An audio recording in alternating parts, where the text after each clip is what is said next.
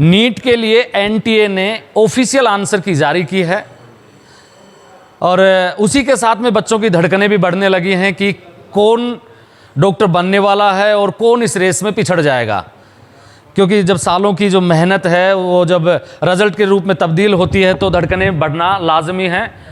बच्चों की धड़कन ना बढ़े, कौन कौन डॉक्टर बन रहे हैं, किनको फिर से तैयारी करनी है, उन सब सवालों के जवाब लेने के लिए मैं एलन पहुंचा हूं। एलन में मेरे साथ में सौरभ कटारिया सर हैं। इनसे मैं ये भी पूछूंगा कि एमबीबीएस के नाम पे, क्योंकि कल ही मैंने एक खबर की थी कि एक पिता ने 47 लाख रुपए दलालों को दे दिए अपनी बेटी को एमबीबीएस करवाने के नाम पे, तो दलालों से किस तरीके से बचा जा सकता है और अब की बार एनटीए की नीट की कट ऑफ क्या रहेगी, ये सभी सवाल मैं पूछ लेता हूं। सर, सबसे पहला सवाल मेरा ये कि जब एलन अलवर आया था तो मेरा एक ही सवाल था कि कोटा के रिजल्ट के भरोसे अलवर में काम करोगे या फिर अलवर में भी कुछ करके दिखाओगे, तो अब की बार नीट में क्या रहने वाला है एलन का? बिल्कुल सर, मुझे याद है कि आप जब हम आए थे 29 नवंबर सन 2023 को, तो आपका क्वेश्चन था हमसे कि कोटा में तो आप रिज़ल्ट प्रोड्यूस करते आए हैं, क्या एलन अलवर भी कोटा के बिहाफ पर ऐसे रिज़ल्ट प्रोड्यूस करेगा? तो वहाँ भी हमने उस समय आंसर दिया था कि डेफिनेटली हम एलन अलवर के रिज़ल्ट अच्छे प्रोड्यूस करेंगे।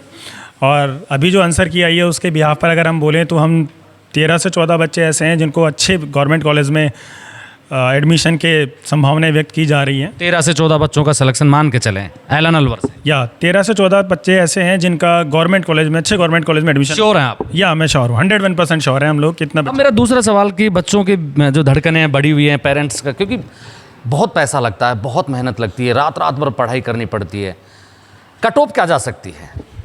अभी अगर पेपर को देखें 2016 और 21 के पेपर के बिहाफ पर, अगर 2025 के पेपर की देखें, तुलना करें तो हमारे एलन के अकॉर्डिंग, हमारे सिस्टम के अकॉर्डिंग, तो वो 530 के 550 के बीच में कट ऑफ रहने की संभावनाएं व्यक्त की गई हैं। 530 से 550 के बीच में अगर किसी बच्चे के नंबर हैं, 530 के ऊपर अगर किसी के नंबर हैं तो वो अपने आप को सेफ जोन में मान सकता है? हाँ, 530 से ऊपर जिस बच्चे के नंबर है वो अपने आप को सेफ जोन में मान सकता है कि उसको डेफिनेटली कॉलेज मिल जाएगा। और कौन से बच्चे दोबारा से तैयारी करना शुरू कर दें और कब से तैयारी करना शुरू कर दें, क्योंकि ये एक सतत प्रक्रिया का हिस्सा है। जो बच्चे नहीं होंगे निराश ज़रूर होंगे, लेकिन फिर से मेहनत करेंगे वो। बिल्कुल सही है आपका कि जो बच्चे जिनका सिलेक्शन नहीं हुआ है, जिनका नंबर कम रह गए, वो निराश होंगे, लेकिन मेरा बच्चों को ये संदेश है कि निराश नहीं होना चाहिए। लाइफ में जो गिरा है वो जब वापस उठाया तो बहुत अच्छे से उठाया। तो जो रह गए मार्क्स के, उनको लग रहा है कि मुझे गवर्नमेंट कॉलेज नहीं मिलेगा, मुझे प्राइवेट कॉलेज जाना, तो उनको डेफिनेटली वापस तैयारी करनी चाहिए और अपनी कमियाँ देखनी चाहिए कि मेरे कहाँ कमियाँ रह गई थी, उनको दूर करके और वापस से उसी जोश और जुनून के साथ वापस लग जाना चाहिए। जैसे जर्नल, ओबीसी, एससी और एसटी, अगर इन सब की बात करें तो कैटेगरी वाइज क्या क्या कट ऑफ जाएगी? अगर अपन सबसे पहले बात करते हैं जर्नल और ओबीसी की। अगर मैं जनरल ओबीसी की बात करूं तो जनरल ओबीसी में कोई डिफरेंस नहीं है, माइन्यूट सा डिफरेंस आता है और वो अप्रॉक्सीमेट सेम ही अपन मान के चले 530 के आसपास ही वो बच्चा है जो ओबीसी में, उसको भी कॉलेज मिलेगा। और एससी की बात करें तो? अगर मैं कैटेगरी की बात करूं एससी और एसटी की, तो उसकी कट ऑफ जो जनरल की जाती है उससे थोड़ा सा नीचे रहने की संभावनाएं हैं। 450 के आसपास अगर हम बात करें तो वहाँ पर दोनों ही कैटेगरी के आसपास उन बच्चों को कॉलेज मिलेगा। अब मेरा अहम और बहुत महत्वपूर्ण सवाल, क्योंकि मैं कल एक खबर कर रहा था, एक पिता थे जिनकी बेटी, वो बता रहे थे, कल रोते हुए बता रहे थे, तो मुझे बड़ा अजीब सा लगा। उनकी बेटी का नीट का जो एग्ज़ाम था वो भी ठीक सा नहीं हुआ था। उसको पता भी था कि मेरी बेटी को गवर्नमेंट कॉलेज नहीं मिलेगा, लेकिन वो ठगों के सहारे फंस गए। ठगों ने वो एक ऐसा माया जाल दिखाया उनको कि बेटी का साल तो बर्बाद ही हुआ। पिता ने 47 लाख रुपए अपने घर पे कर्ज लेके दलालों को दिए।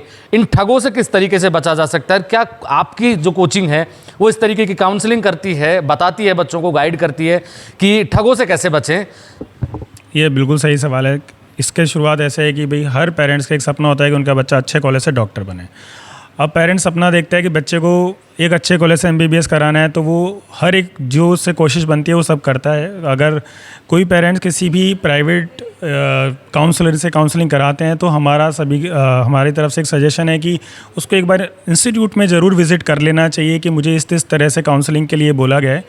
स्पेशली रोल काउंसलिंग में पेरेंट्स का रहता है, बच्चा जो सोशल मीडिया चल रहा है उस पर बच्चा एनरोल हो जाता है किसी से भी कि मैं आपकी काउंसलिंग करा दूंगा, राइट। ऐसे बहुत सारे कंसल्टेंसीज चलती हैं। मेरा मानना है कि पेरेंट्स को उसमें अवेयर रहना चाहिए कि कौन सी कंसल्टेंसी से बच्चा करा रहा है काउंसलिंग। उसके आफ्टर दैट उसको पूरा एनरोल नहीं होना चाहिए, उसको सिस्टम पर आना चाहिए, एलन पर आना चाहिए, उसको देखना चाहिए कि ये है, फिर हम उसमें बच्चे की पक्का से हेल्प करते हैं कि हाँ ये सही है या गलत है। किसी दूसरी कोचिंग में भी कोई बच्चा पढ़ रहा हो और वो आपसे एमबीबीएस में, क्योंकि मैं धोखाधड़ी से बचने का एक रास्ता बता रहा हूँ, क्या वो बच्चा भी आपसे आगे सलाह ले सकता है कि कौन सी कंसल्टेंसी ठीक है, या फिर जो आपके साथ फ्रॉड तो नहीं हो जाएगा, बचे कैसे? ये सब बच्चों के लिए है। हाँ, ये बिल्कुल सही है कि ऐसा नहीं है कि कोई दूसरी कोचिंग का बच्चा है वो एलन नहीं आ सकता। अगर उसको हेल्प चाहिए कि भाई काउंसलिंग में कैसे करना है, तो डेफिनेटली एलन अगर सेंटर पर विजिट करेगा, हम उसकी डेफिनेटली हेल्प आउट करेंगे और हम उसको ये भी बताएंगे कि भाई क्या चीज़ सही है, क्या चीज़ सही नहीं है और इन चीज़ से कैसे बचना चाहिए। आप श्योर हैं कि आपके 13 से 14 बच्चे पास हो जाएंगे, डॉक्टर बन जाएंगे? हाँ, मैं श्योर हूँ, बल्कि कम नहीं ज़्यादा ही होंगे। 13-14 मैंने श्योरिटी बताया, बाकी नंबर बढ़ेंगे, घटेंगे नहीं। नंबर बढ़ ही सकते हैं? नंबर बढ़ ही सकते हैं, घटने नहीं सकते हैं। ये पहला रिजल्ट है आपका? ये मेरा पहला रिजल्ट है। तो पार्टी कहाँ रहेगी सर फिर? जहाँ बोलेंगे वहाँ पार्टी रहेगी सर। देखिए, एलन अलवर का दावा है कि यहाँ से 13 से 14 बच्चों को गवर्नमेंट कॉलेज मिलेगा एमबीबीएस के लिए। साथ ही साथ इन्होंने ये भी कहा कि एमबीबीएस में अगर आप कहीं भी एडमिशन लेना चाहते हैं, देश में विदेश में कहीं भी लेना चाहते हैं, सारी तसल्ली करने के बाद एक बार एलन में ज़रूर विजिट करें। एलन की जो फैकल्टीज़ है, एलन का जो सिस्टम है, इनसे पता कर लीजिए कि हमारे साथ कहीं कोई फ्रॉड तो नहीं हो रहा है, क्योंकि कई सालों से ये लोग कोचिंग चला रहे हैं और ऐसा नहीं है कि आप किसी दूसरे इंस्टीट्यूट में पढ़ रहे हैं तब एलन आपकी मदद नहीं करेगा। एलन आपके लिए तब भी खुला रहेगा जब आपके लिए सारे दरवाजे बंद हो जाएंगे। एलन का दावा है 13 से 14 रिजल्ट बच्चों का जो अच्छा रिजल्ट है उसके आने का। हम उस दिन का भी इंतजार करेंगे जिस दिन रिजल्ट आएगा, तब भी यहाँ कर पता करेंगे कि क्या एलन ने जो दावा किया है वो सही है या फिर कुछ कमियां रह गई जिनको अगले साल सुधार लिया जाएगा। आप मेरे साथ देख रहे हैं ब्लैक एंड व्हाइट सच। मैं महेंद्र यादव। जय हिंद, जय भारत।